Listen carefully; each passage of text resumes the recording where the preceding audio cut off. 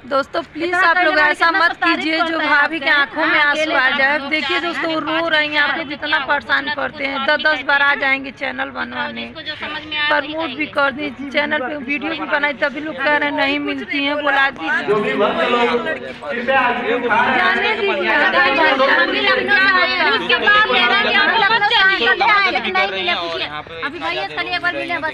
और दोस्तों लोग आ रहे हैं उल्टा सीधा बोल के जा रहे। देखिए भाभी रो रही है, ये लोग तो 10 लोगों को सब्सक्राइब नहीं कर सकती और लोगों पे उंगलियां उठाना आता है। सब बनावे किया भाभी, बस ये लोग उंगलियां उठाते हैं दोस्तों। अभी आपको करना पड़ेगा, रात में मिल लेंगे, हम लोग के शक्ति नहीं रहेगा। 10 लोगों को सब्सक्राइबर करने के लिए कह दीजिए तो हालत खराब हो जाता है और वो 10,000 लोगों को संभाल रही है। प्लीज आप लोग समझिए किसी की भावनाओं को। औरत है, मशीन नहीं है दोस्तों। हम लोग पीठ पीछे बोलते हैं कि भाभी जैसे कोई नहीं है।